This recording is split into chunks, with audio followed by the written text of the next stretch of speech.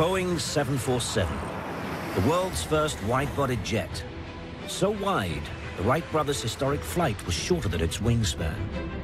The quantum leap in technology of that airplane was just extraordinary. And it was much more than just a big aircraft. This airplane allowed every person on Earth the opportunity to get an airplane and fly anywhere else. But there's a hidden story to the Jumbo. It was a fight all the way. It was a billion-dollar gamble that stretched technology to the limits. The whole engine would move and the structure was obviously shaken, and you'd hear a very loud bang. Pushing the Boeing company close to financial meltdown. Boeing gambled the company, millions of dollars on this project. But when it did fly, it soared off into the history books. The vision of that airplane, as big as it was, lifting off for the first time, was just magic.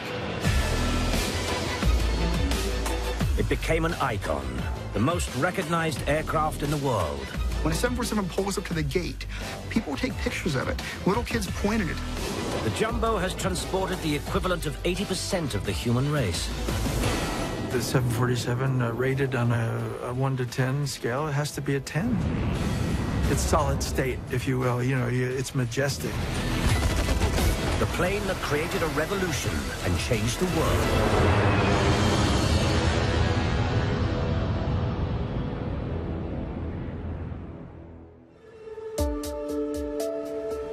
This is the latest generation Jumbo, the 747-8. One of the world's largest and most advanced jet airliners.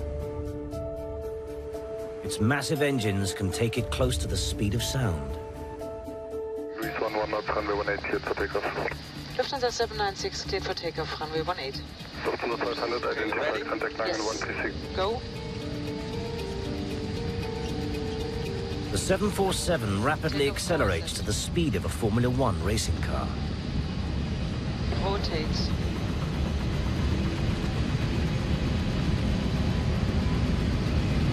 Effortlessly lifting over 400 tons into the night sky.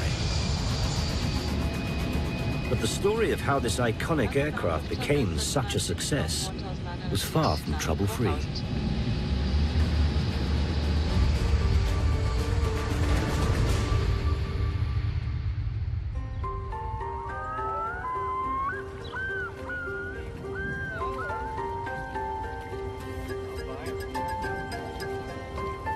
The 747 story started on a quiet fishing trip in Alaska with two giants of the aviation world. One trip, the powerful yet suave owner of Pan Am told Bill Allen, the no-frills boss of Boeing, of his vision for a superplane. Tripp wanted an aircraft 2.5 times larger than anything that had gone before. This was the early days of commercial jet travel. One trip at Pan American Airways saw an opportunity here for a bigger airplane to take advantage of this growth. An airplane with 400 seats that could carry more people and make more revenue. Both men were reaching retirement, and they wanted to go out with a bang. Gentlemen? Tripp signed for 25 of the Superjets to be called the 747. It was the largest commercial aircraft order in history. A deal worth a staggering $3.7 billion in today's money. And Bill Allen agreed Tripp could have them in just 28 months. It set an almost impossible challenge for Boeing's engineers. This was all new technology. Remember, this airplane was going to be twice the size of any commercial airplane in existence. And the time constraints, the schedule that they put on themselves was incredibly tight. Nobody had any idea of what it should look like. So the first stage was to draw preliminary designs. Heading the new 747 division was a young engineer, Joe Sutter. It was his first big break. They gave me 20 people to do preliminary studies, And we were on our own, and all we knew it was bigger.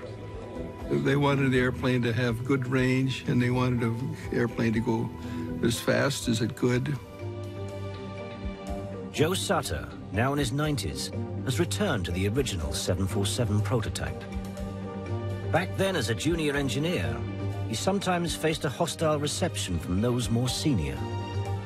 I had to do a little bit of education that I was the boss. And I'd kiddingly tell them if they didn't want to go along with my orders, I had a good assignment in Bangladesh I could send them to. From the start, Sutter's team worked around the clock. But despite the size of their challenge, they were not Boeing's #1 priority. Most of the company's resources and best talent were being diverted into another aircraft. We were certainly not the only kids on the block as far as the 747 program was concerned. The real hot-button item around Seattle was the supersonic transport airplane. This is what Boeing believed was the future. A supersonic transporter to travel 3 times the speed of sound. It was designed to outfly its European supersonic rival, Concorde, also in its design phase. And when Boeing's SST came into service, the 747 was to be relegated to shipping freight. Now, the SST was the future of flight.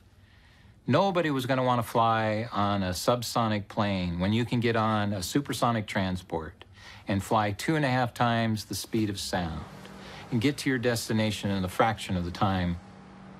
And the 747 was just almost an afterthought. They didn't expect to build more than 50 of these airplanes, and they expected mostly to be transports, but it'd be sort of like a stopgap until they got this airplane running. So obviously, the 747 was playing second fiddle the whole time.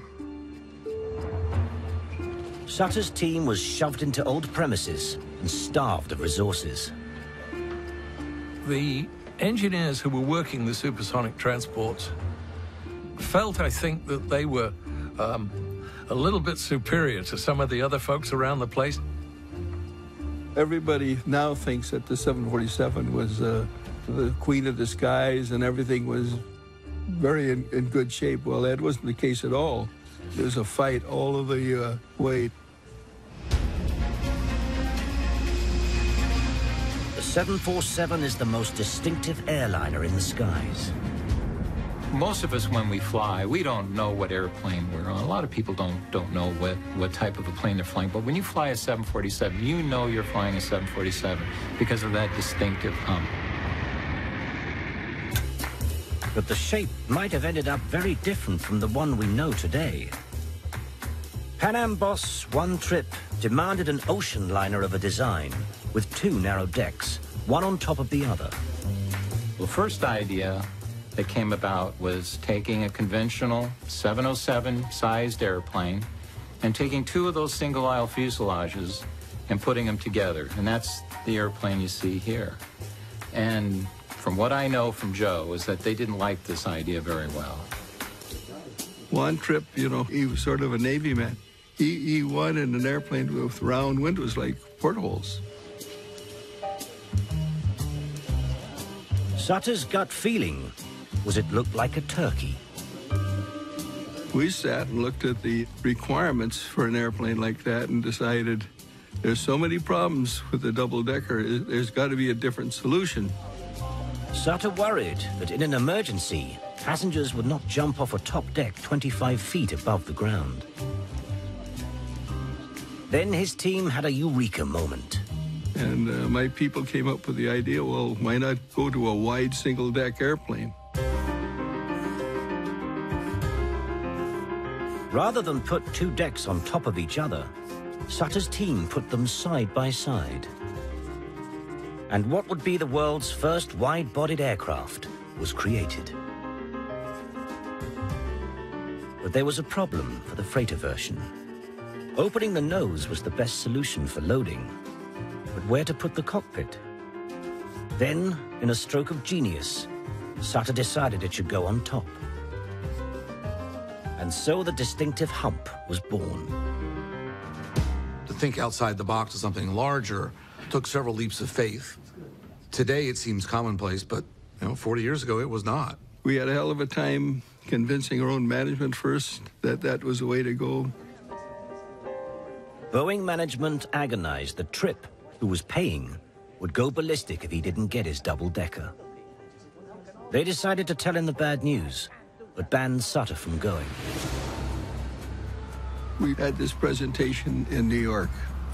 I didn't go to it because my management felt I'd pushed too hard and would maybe get one Tripp upset, so I sent a fellow named Milt Heinemann, who did our interior design, who was a lot more amiable guy than me. Heinemann set off to the Pan Am offices, armed with a secret weapon in his briefcase.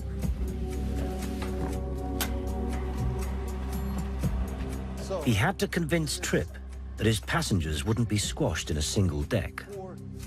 He had just one shot, and it was time for his secret weapon. Can you help me, please? Heinemann showed with a 20-foot clothesline just how wide the 747 would be. It was a startling piece of theater. No one had imagined such a cathedral of the air, almost double the width of any airliner built before. It didn't convince Juan Tripp right away, but his people were astounded. And all of a sudden, this opened up all these possibilities. It was a moment of discovery. Tripp eventually bought the idea when he saw a mock-up of what his plane would look like. Sutter got the go-ahead for the first wide-body jet in history. But now, they had to turn a wooden mock-up into a real flying machine. The race was on. In wind tunnels, they evaluated the aircraft. Only the first flight would tell if it would really fly. But these tests were critical. Get the design wrong now, and the consequences could be disastrous. The airplane business is completely different than any other business. You're committing $10 billion to just throw it in. You're stuck with it.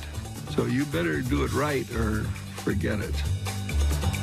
75,000 drawings detailed how every last part fitted into the prototype. I think one of the first impressions one had of the real size of the airplane was when we first put a cross-sectional drawing of the engine up on the office wall and really realized the office wall wasn't quite big enough. Inside, the 747 program becomes a reality. Soon, Sutter and his team were running out of space. Boeing had to take drastic action. Today, at Boeing's massive Everett plant in Washington State, 747s are still rolling off the production line. This is the largest building on Earth, equivalent in area to over 50 football fields. So high, clouds can form in the ceiling.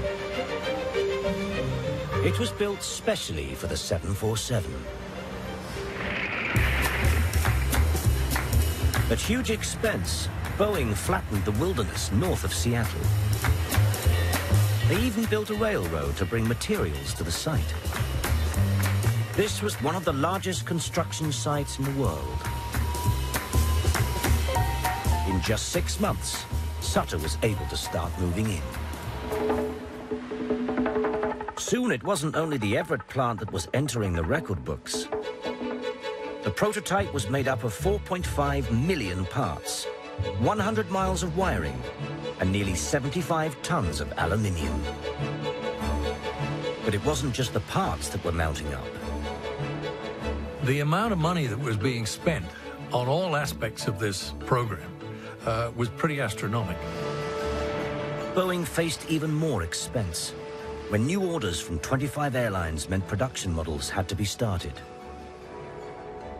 The 747 was now costing over £20 million a day. But there was no real money coming in. Airlines only pay on delivery. Boeing faced a cash crisis. The banks threatened to pull out. Boeing gambled the company, millions of dollars on this project. They took a big risk on it. To help deal with the crisis, Sutter was summoned to a high-level meeting.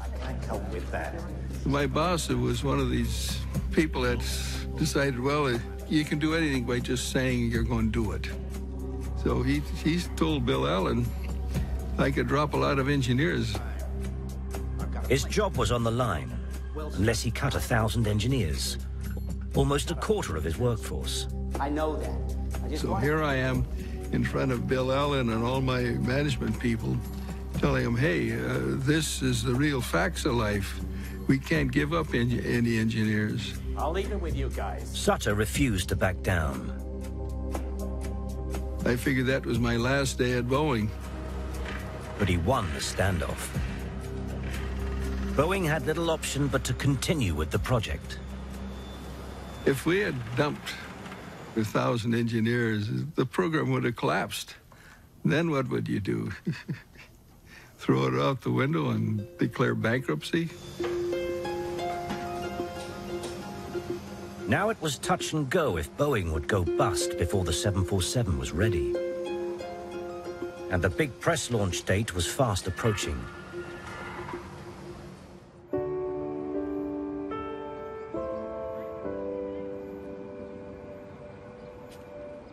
Today, the first 747 prototype sits at the Seattle Museum of Flight. With peeling paint, RA-001 is a shadow of its former self, as the museum struggles to raise funds to restore it. This is the #1 airplane that was designed never to go into airline service. It was designed as sort of a development airplane. We did a lot of interesting engineering work on this thing to get the airplane tuned up.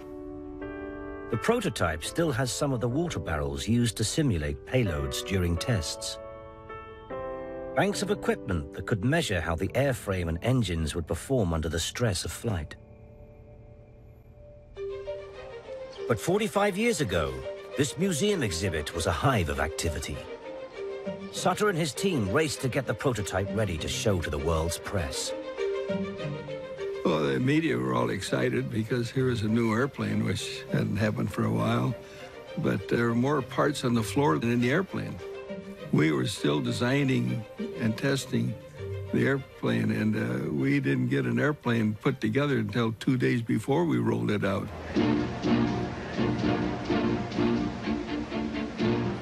With paint still wet and parts missing, the prototype was rolled out to an expectant press and public. But for Bill Allen, it was a relief just to have something to show Pan Am and the nervous bankers. It was also time to reassure the 25 other airlines who'd placed orders that this was the aircraft sensation of the decade. Rollout day came to us as real excitement. It was pure adrenaline as far as I was concerned. TV cameras were there, everything was rolling. We were all invited along to stand outside and watch this magnificent thing come out of the hangar. And I think it gave everybody a thrill. I can't imagine anybody who didn't feel, pretty proud of that day. 26 air hostesses prepared for the christening. It didn't quite go to plan. Don't break it yet. The cadence is going to be 1, 2, 3. Got it? Okay, wait. All right, we'll do it again. 1, 2, 3. But behind the excitement, there was one thing that Boeing didn't shout about. The aircraft couldn't fly. The engines were purely decorative. Yeah, when they rolled it out, very dramatic. Gargantuan airplane with this great promise of hauling so many people so far, and a great promise of changing aviation. The question was that promise going to be realized or not? So while we enjoyed the day, I think we realized that it was eyes down and start working as soon as all of the publicity had gone away. Sutter and his team had just 54 days before the prototype was scheduled for its first flight. And they had a major crisis on their hands with the engines. Up to now, No commercial engine had sufficient power to lift even half the weight of a 747. But manufacturers Pratt & Whitney had developed a new, untested engine that could.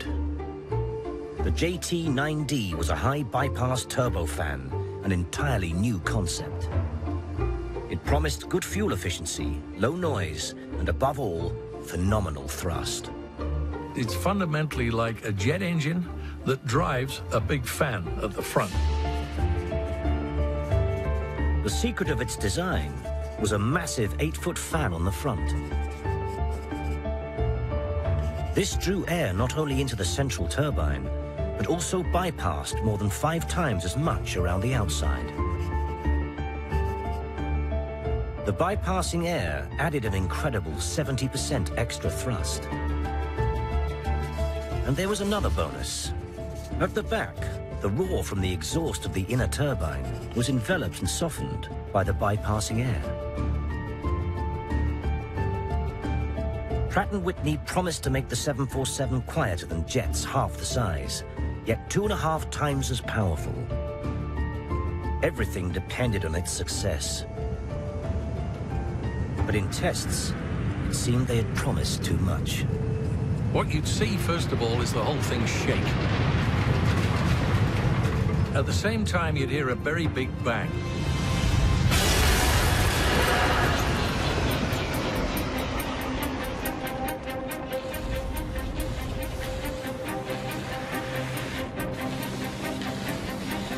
Sometimes the flames are longer than the airplane. And, of course, when that happens, you burn up things like turbine blades. No one could work out what the fault was.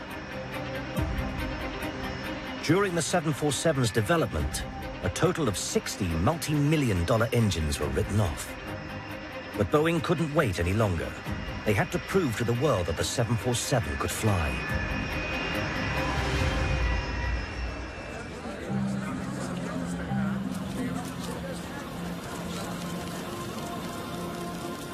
Two months behind schedule, test pilot Jack Waddell and his crew walked out to the prototype. It was time for the 747's first flight. Waddell's co-pilot was Brian Weigel. It was an incredible day. You have to realize there was this enormous pressure from all over the world. This thing had drawn the attention of the aviation industry over the globe. And there was a huge mob watching it. Bill Allen was a risk taker. He was literally betting Boeing on this airplane. And there was a lot of nervousness about this. There were a lot of people saying that it wasn't going to fly, so there was a lot of pressure to make this happen. Test pilot Jack Waddell and his crew deliberately wore their everyday clothes as they entered the flight deck. There was so much skepticism about the 747. Would this thing really work? Is it way too big? And, you know, will it even fly? And so on. So I think Jack's concept was to make it an everyday occurrence kind of. Look, this airplane's safe. Look at us. We're just dressed here in our normal suits and ties. But despite outward appearances, Jack Waddell was worried about the engines. Tight, double-checked. On the first flight, Jack Waddell was concerned enough. We actually put in about 40 automobile batteries, hooked them up to hydraulic pumps, so in case he lost all 4 engines, he'd have flight controls. At around 11:20 a.m., RA001 headed off for the runway. It was time. Ready for takeoff? RA001, roger that.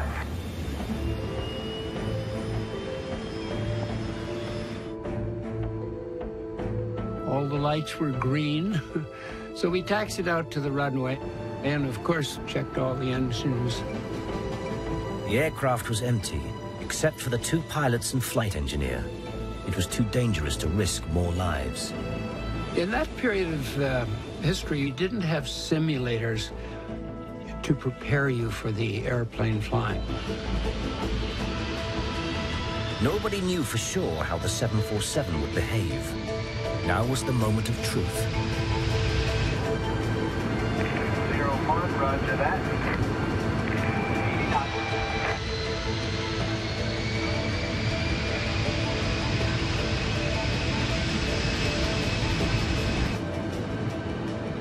Jack pulled back, the nose came up, wheels left the ground.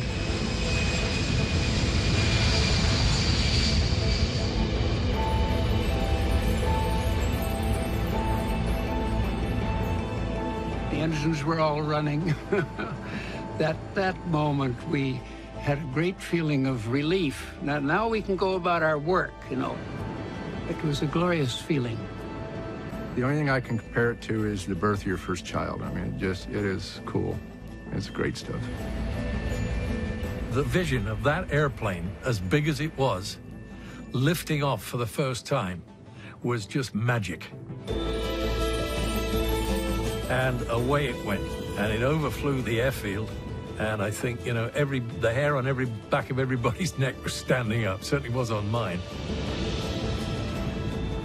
It's a very easily flyable airplane.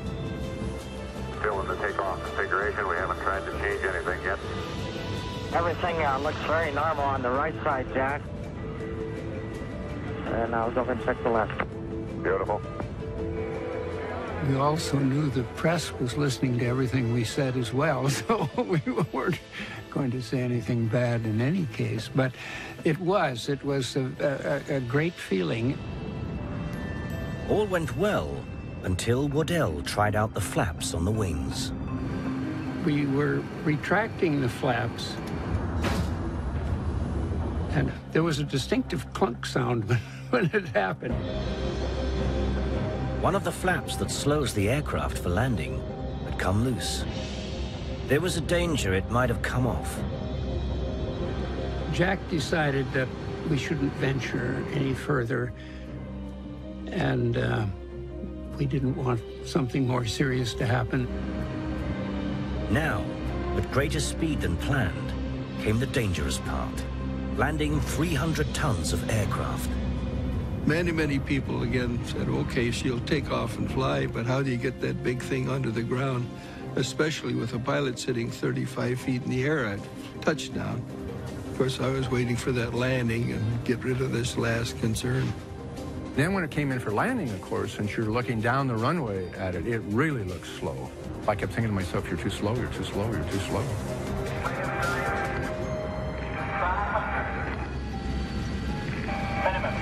He made a nice approach, and he looked pretty confident. And of course, I'm sitting there relaxed, and Jack has to make a good landing in front of all those people.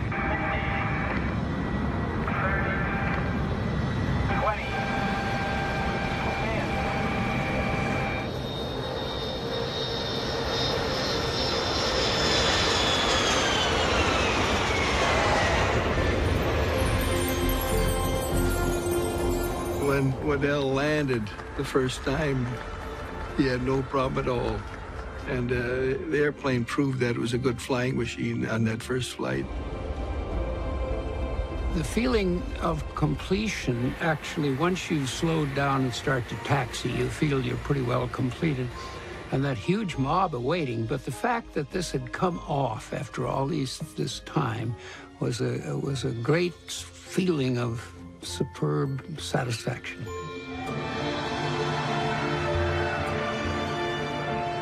The Boeing team had worked miracles, turning sketches on paper into the largest commercial airliner ever built, and all in record time. I guess this sounds complacent or something, but that thing is just ridiculously easy to fly. It's just a pilot's dream. The 747 could fly, and the engines did not explode, at least this time. But now they had to prove to the aviation authorities that the plane was safe enough for passengers.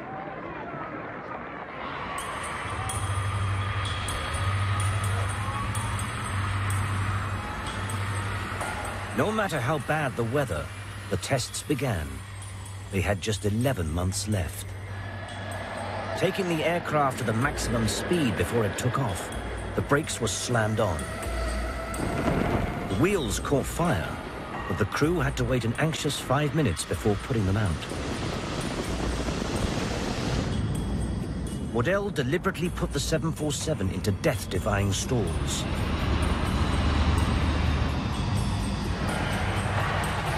and he scraped its tail along the runway to simulate too steep a takeoff. Above all, the authorities wanted to check the plane could be evacuated in just 90 seconds. The 747 would be carrying more passengers than ever before. A single accident could kill over 400 people. But soon the 747 was passing with flying colors. Not least because Sutter had installed unparalleled safety features. 3 backup systems that would keep the aircraft flying, even if only one was working. This was his most important value in designing the 747. It was the thing that kept him awake at night. What would happen if it crashed on its first flight? It would have been the end of the Boeing company. We did, I think, establish a new standard for airplane design, and later on, I think most people tend to follow that, not maybe as well as the 747, but you'll see that safety going into all of the more modern airplanes. But it wasn't long before the tests hit what every aircraft designer considers their worst nightmare. The 7-letter F word, flutter. Increasing speed to Mach 0.7. At certain speeds, as wind tunnel tests show, flutter causes violent vibrations that can shake an aeroplane apart.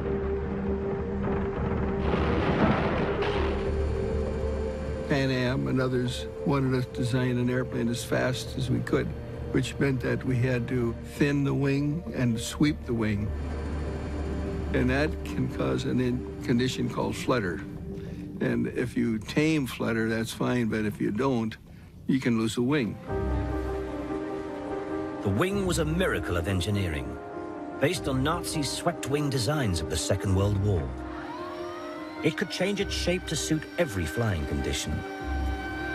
Massive triple-slotted flaps unwound to give 90% extra lift at slow speeds.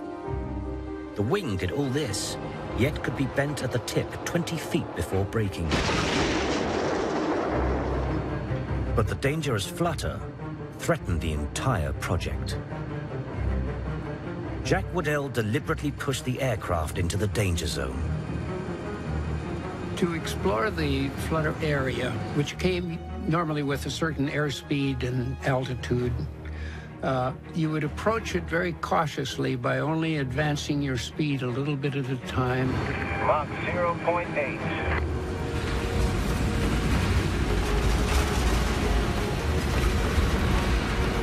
The flutter started.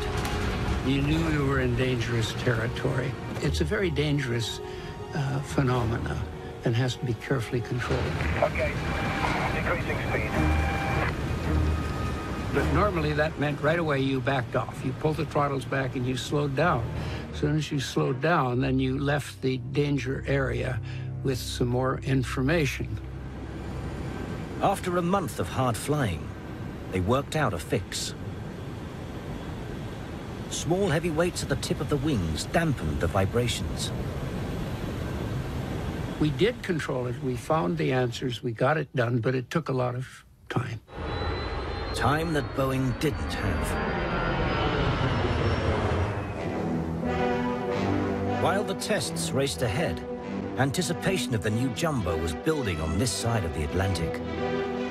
They said the Jumbo couldn't be built. No factory could hold it. But Boeing leveled a mountain and built the biggest factory in the world. And the revolution in our travel habits begins in only 4 months. The catering vehicle at door 1 starboard is elevated. Investing millions in new facilities, airlines rehearsed arrival day of the new giant. The starboard air conditioning vehicle is positioned and started. The cleaning vehicle at door 5 starboard is elevated, and cleaning of the rear toilet starts. International airports were expanded to create massive hubs ready for the passenger explosion that was to come. But all the preparations would be for nothing if the engine faults could not be fixed. With only months before the first 747s were due to go into service, production models started piling up outside the Everett factory. Very few of the airplanes ever had engines on them. They usually had a concrete block hanging off of the pylon where the engine is supposed to mount. The concrete blocks stopped the aircraft from tipping up on their tails. With all these grounded aircraft, the company was closer than ever to bankruptcy. I think everybody at Boeing felt that we had a very serious engine problem, and Pratt & Whitney just wasn't taking it seriously enough. They may have been working on it, but we didn't feel they were working hard enough. Test pilot Jack Waddell decided it was time to give the engine manufacturers a wake-up call. He took the president of Pratt & Whitney for a ride and showed him the problem. It was a very dramatic demonstration because those surges always created a loud boom. To prove it wasn't just one rogue engine, Waddell throttled up number 2.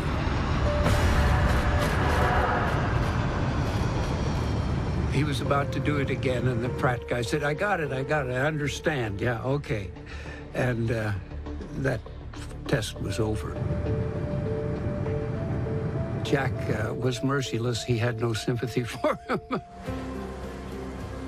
The showdown paid off. The cause of the flameouts was found.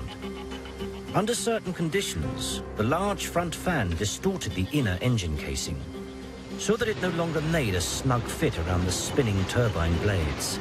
This caused the air and fuel mixture to break up and explode. But by simply stiffening the casing, they hoped that they had solved the problem. Engineers raced to fit the engines. The Jumbo at last could go into service. For Joe Sutter, it had been a long, hard battle. The fact that we got the airplane done in time and it was a good airplane is attesting to how well the people that worked with me did their job. But it was a fight all the way.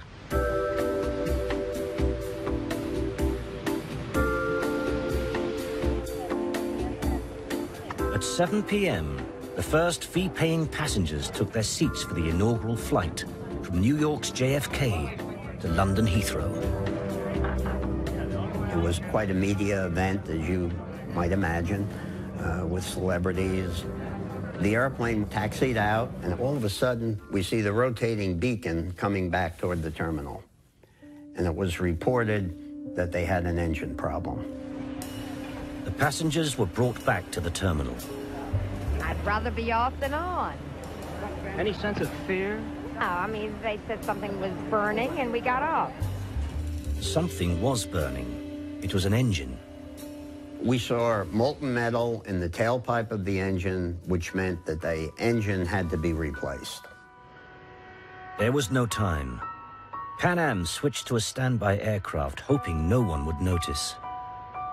I do remember that we re-stenciled the name of the airplane to the inaugural name. After a 6-hour delay, the 747 eventually took off. While in London, everybody waited. I think the man who wrote this on the top of a press handout from Boeing's will have a very, very red face indeed this morning. He's right, we haven't. It had not been the launch Pan Am or Boeing had hoped for. But when the tired passengers did eventually land at Heathrow, the 747 was met by excited crowds. No one had ever seen a plane this size before.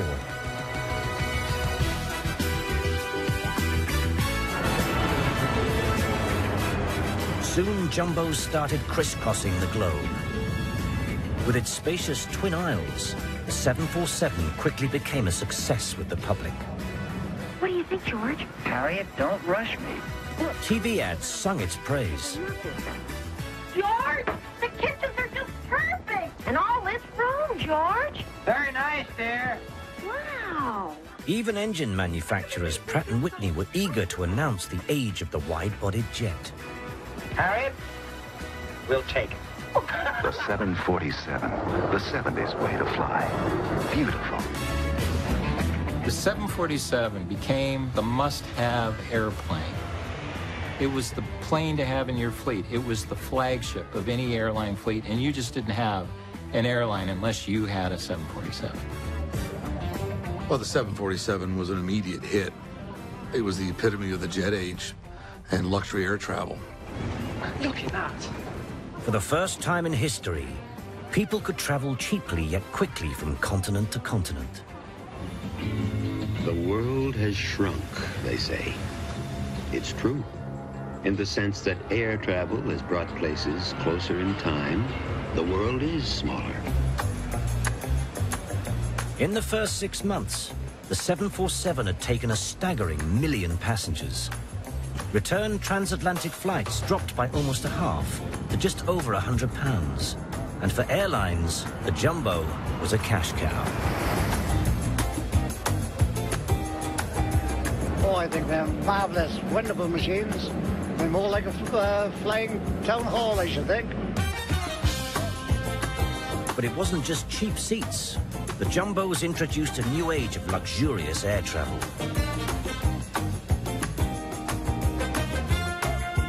The company responsible for the new interior design and the world's first overhead locker was Walter Darwin Teague Associates. We did actually go through a period where day glow colors and upholstery were actually very, very popular. And we did some things there that I think probably today we'd look back and kind of not be so happy with, but they were really beautiful at the time. The Jumbo was transforming the aviation industry. With up to 16 cabin crew to each 747, airlines recruited more staff. Pan Am stewardess Amelia de Geer started working on 747s when they first entered service.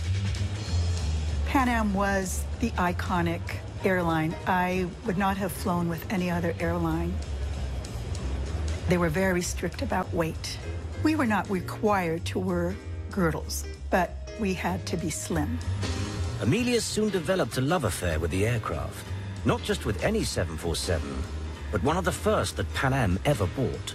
Clipper America, registration N747PA. It was love at first sight.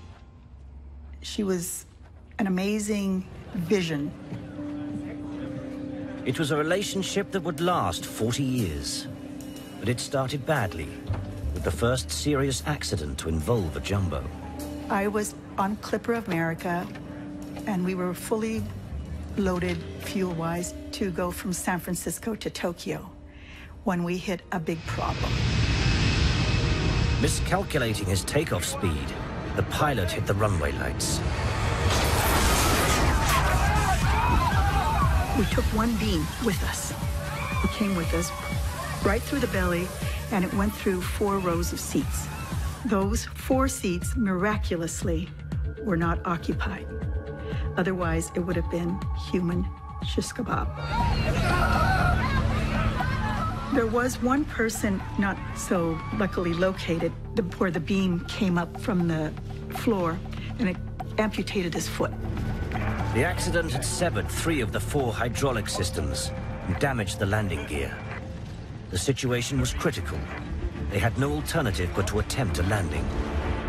We start to make our descent. That was the loudest landing.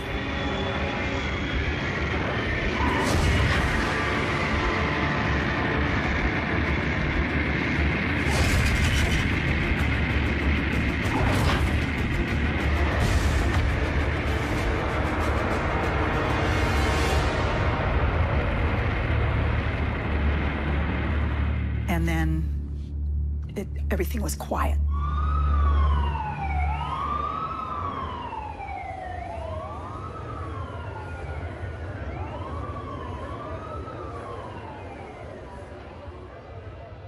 It was a miracle. It could have been possibly the worst crash. But in my mind, the 747 saved our lives. Incredibly, Amelia's 747 was repaired and went back into service. My love affair continued, and I did enjoy flying her from time to time. Then all of a sudden, she disappeared.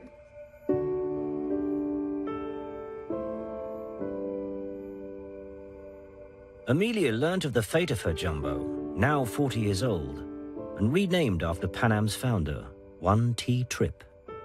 She ended up apparently in South Korea as some kind of restaurant? How demeaning.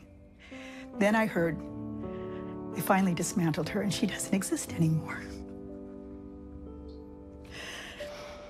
Why couldn't they have kept an airplane like her, you know, for all posterity?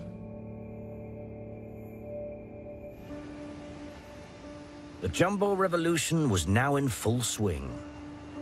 But Boeing had not recovered financially from the massive investment it had made. And it was about to be dealt another blow. Everybody, I think, was concerned. Nobody took it for granted they'd have a job tomorrow morning. It was that palpable. In May 1971, the project that was supposed to make the 747 obsolete was scrapped. On grounds of noise and pollution, environmentalists persuaded Congress to cut funding for the ambitious supersonic airliner. Boeing cut its workforce by nearly 2/3. 60,000 jobs were lost. Somebody who thankfully had a sense of humor when he left put up a big board down by the airport that said, you know, the last guy to leave Seattle, please put out the lights. And, you know, it wasn't funny. That was a bittersweet kind of a piece of humor. It was a close call, but as more orders rolled in, the plane that was supposed to be the underdog saved Boeing. British Airways regret to announce a delay to departure of this flight due to late serviceability of the aircraft. Soon it had become part of our everyday life. Yeah, I live at Reading. Actually, it's not too bad, but the old M4 was a bit crowded this morning, I can tell you that.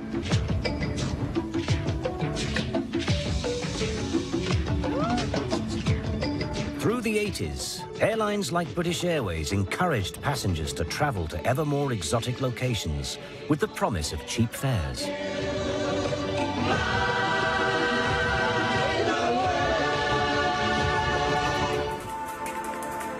And by the early 90s, the numbers of passengers carried by jumbos was no longer in the millions, but the billions.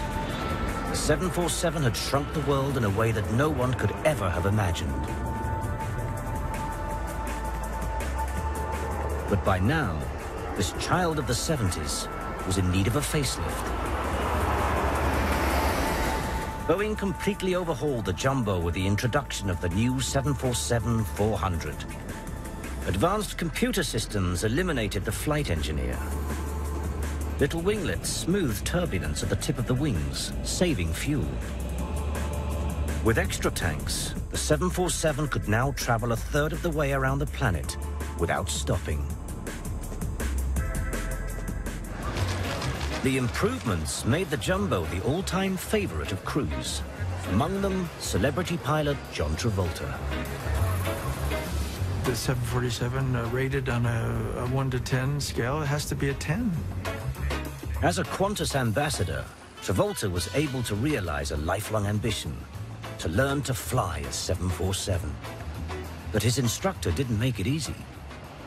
He threw a doozy at me. He killed 2 engines. I had hydraulic problems, I had electric problems. I had about 5 major failures, plus others, instrument failures, whatever. Travolta landed safely, and the experience didn't dent his love for the 747. In fact, quite the reverse. You're dealing with a pedigree of aircraft, and you feel it when you're flying it. You know you have an airplane beneath you. It's solid state, if you will. It's majestic. There's a saying, if it's not Boeing, I ain't going. Qantas offered Travolta his own 747, but he reluctantly had to turn it down. I loved it. I was so impressed that I was being offered it, but I'm not a sheikh or, you know, I don't have this kind of money to support that kind of plane. At $500 million plus, a personal 747 may be too expensive for John Travolta. But there are mega-rich who can afford their own jumbo flying palace. Greenpoint Technologies offers the Aerolift, which takes you directly from your car into the aircraft, and 8 private suites in the loft area. To date, 12 of these pimped aircraft have been sold. The names of those who can afford the $500 million plus price tag are kept strictly confidential. With its wide body and massive capacity, the 747 has proved endlessly adaptable. For nearly 35 years, Jumbos piggybacked the space shuttles, returning them to the Kennedy Space Center. The Evergreen tanker is the world's largest fire extinguisher.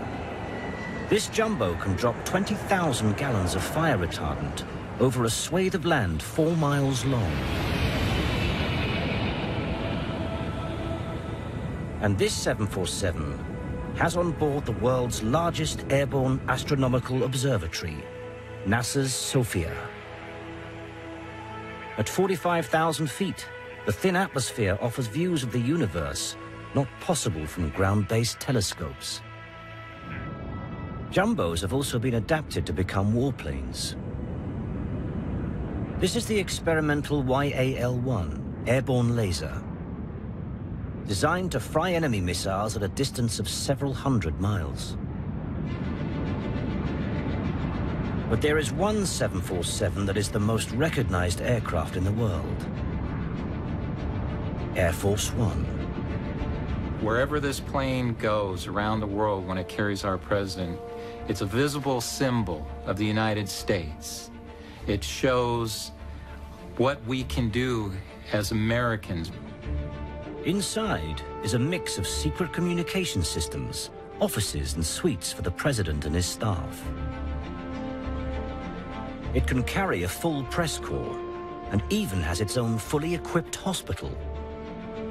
All of us that flew the 747 in the military were, you know, we developed a love for the aircraft. It was just the perfect machine. This is not only a flying White House, it's also a military aircraft. Self-defense on the aircraft, can't really talk about, but there are other classified modifications for the aircraft to allow the president to survive in a nuclear environment. Air Force One costs nearly $180,000 an hour to fly and is lovingly looked after by a team of 100. It had to be hand-polished every time it came in after a mission, because it had to be perfect.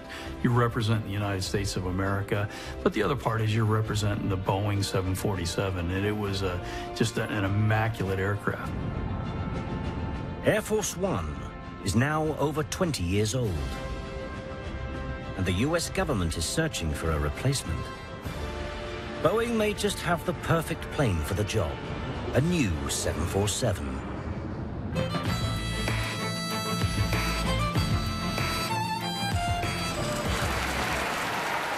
In February 2011, Boeing rolled out the 747-8 Intercontinental. There to see this latest incarnation was the father of the 747, Joe Sutter. 747-8 shows how the basic architecture of the initial airplane was right, because it looks just like the original airplane. But the thing that annoys me a little bit is I talked to the pilots that fly it, and they used to tell me that the 747-400 was their favorite airplane. Now they're saying the 747-8 is their favorite airplane.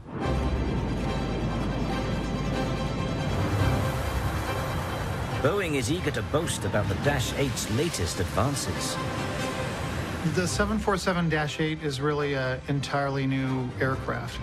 By far the most fuel-efficient aircraft in aviation today. This wing is completely new, and it is a wing that results in very minimum drag, even at flying at very high speeds. While Boeing can't claim it is the largest, it is still the longest and the fastest. In test flights, it came within 8 miles per hour of going supersonic. It is also ultra-quiet. We've had control towers not realize the aircraft has taken off because they didn't hear it. And when you get on the airplane, I think it's just absolutely stunning. You know that this is a 747, but it's not like any 747 you've ever seen. But for all their boasts, the order books for the Dash 8 are pretty near empty. Airlines have been looking elsewhere to replace their now aging fleet of 747s. Is this the beginning of the end for the Jumbo?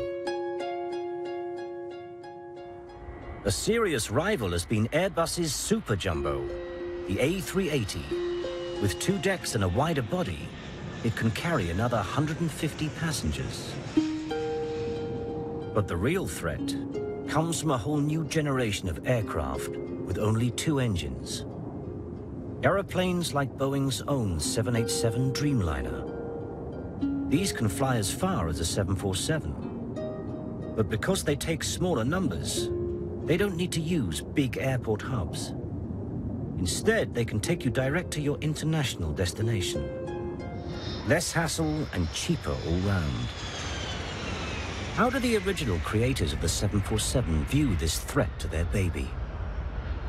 2 engines have done so well and have turned out to be such a success that they are very serious competition for any 4-engined airplane. To me, it will still be around for a long time. But 2-engine airplanes are more efficient than 4-engine airplanes. And when we were putting this airplane together, 4 engines were flown because we didn't have the levels of engine reliability that we have today. Whatever happens, it's likely we are going to be flying 747s for many years to come. Meanwhile, it's estimated that at any single moment, around 100,000 people are seated high in the skies in a Jumbo.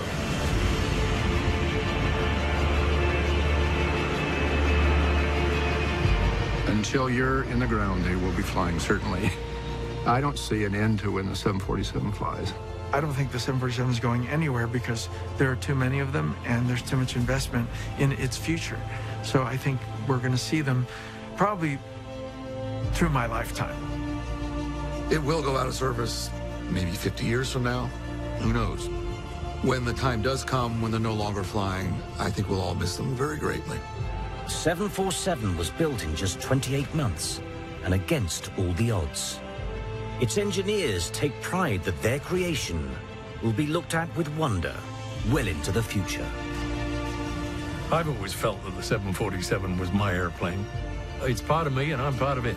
That's the way I like to feel about it. The proud feeling that I have is that we did a hell of a good job. Designed a safe airplane that the pilots love to fly and little old ladies like to fly on it. So it's turned out to be quite a success.